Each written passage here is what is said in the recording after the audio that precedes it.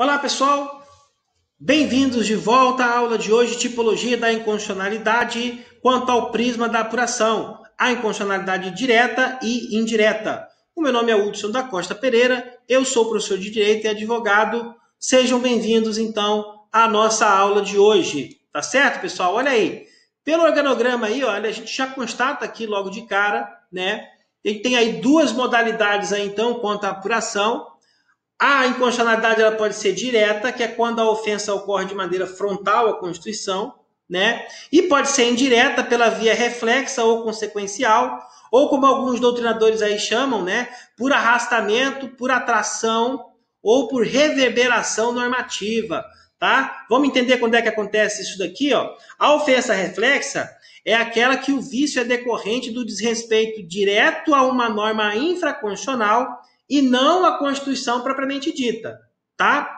E já a consequencial aqui, ela ocorre naquelas hipóteses em que você tem duas normas em relação de dependência, ou seja, você tem um diploma principal e um acessório, exemplo lá, um decreto, né? E a declaração de inconstitucionalidade do diploma principal leva à consequente declaração de inconstitucionalidade, né, do acessório que dele depende. Tá? Então é bem simples assim de entender. Vamos dando continuidade aqui, ó.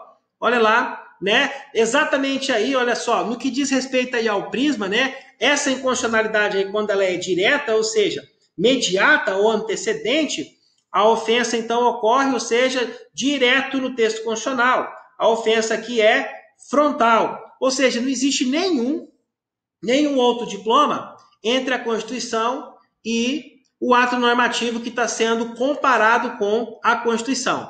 Já que na inconstitucionalidade indireta, né, a gente viu aqui que ela pode ser tanto reflexa quanto consequencial, tá? Aliás, aí, né, expressão aí foi utilizada pelo ministro Carlos Aires Brito, né, lá no julgamento da ADI 1923, tá? Então, essa denominação aí de inconstitucionalidade por arrastamento, por atração ou por reverberação normativa, que é quando você tem lá um diploma acessório que depende do principal e o diploma principal é declarado inconstitucional. Por óbvio aí, se o diploma acessório, que foi criado justamente com o objetivo aí de regulamentar a norma principal, e a norma principal foi declarada inconstitucional, então não faz sentido nenhum você manter, né, vigente no ordenamento jurídico o diploma acessório, tá certo?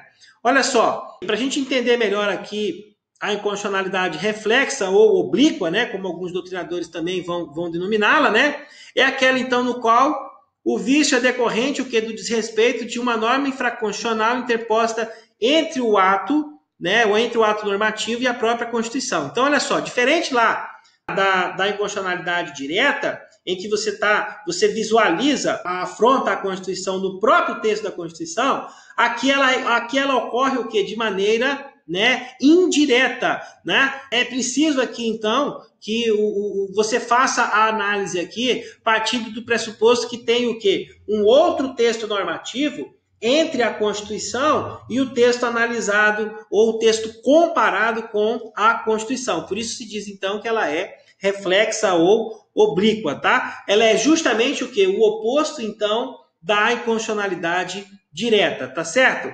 E a hipótese aqui, então, da inconstitucionalidade consequencial, a gente tratou aqui agora há pouco, né? É justamente naquelas hipóteses lá que você tem a existência de duas normas, né? Existe ali uma relação entre essas duas normas, uma relação de dependência, sendo que a declaração de inconstitucionalidade da principal vai ensejar a declaração de inconstitucionalidade desse diploma acessório, tá? Mesmo que o pedido tenha se limitado à norma principal, porque daqui decorre da lógica, né, de que uma vez declarada a inconstitucionalidade do diploma principal, não faz nenhum sentido você manter vigente o diploma acessório, tá certo? Que mais aí que eu quero pontuar para vocês? Ah, tá. Olha aqui que interessante. Vamos analisar aqui esse exemplo prático aqui, ó. Vamos imaginar então que uma lei estadual cria regra para comercialização de produtos transgênicos, por exemplo, tá? Usurpando assim a competência legislativa que é da União, lá pela regra do artigo 22, o inciso 7, tá? Aí a gente vai imaginar também que além da norma, além da lei, foi também editado aí um decreto que vai regulamentar a lei. Olha só então, você tem a lei hipoteticamente inconstitucional, porque está afrontando aqui o dispositivo aqui do 22, do inciso 2, que é de competência legislativa, então, da União. Portanto, olha só, a incompetência, a inconstitucionalidade aqui, propriamente dita, de forma orgânica, né, porque invadiu a competência, tá? E daí, olha só, vamos imaginar aí, então, aí, que teve o decreto para regulamentar a lei inconstitucional, e aí houve declaração da inconstitucionalidade formal da lei, tá? Então, olha lá, o STF, então, reconhece a inconstitucionalidade da lei, tá? E daí, nessa hipótese aí, uma vez, né, a conclusão pela inconstitucionalidade da lei, o decreto que regulamenta ela, por ser absolutamente dependente da lei, também deve ser arrastado ou atraído para a inconstitucionalidade.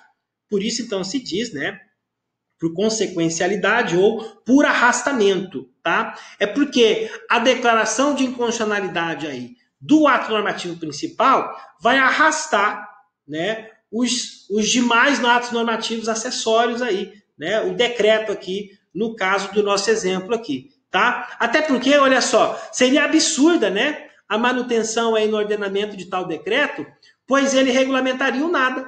Por que vai ter um decreto que vai regulamentar uma norma que já foi declarada inconstitucional?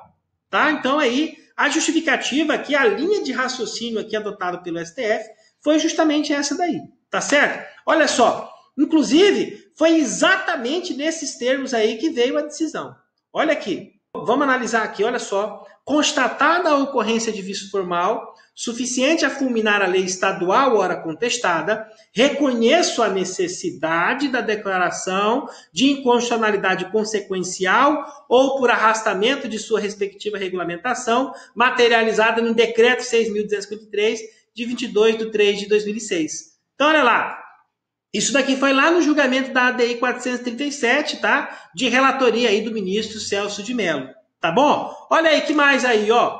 Ocorre, então, quando há o quê? Uma relação de dependência, né? Então, olha só, a eventual declaração de inconstitucionalidade da lei a que se refere o decreto executivo, nesse caso aqui, implicará o quê? O reconhecimento por derivação necessária e causal de sua ilegitimidade constitucional. Tá certo? Então, olha só, terminando aí, então, mais essa etapa aqui da nossa aula de hoje, tá? Não sai daí não, que daqui a pouquinho a gente vem, então, com a última parte da nossa aula, tá bom? Já já a gente volta. Tchau, tchau.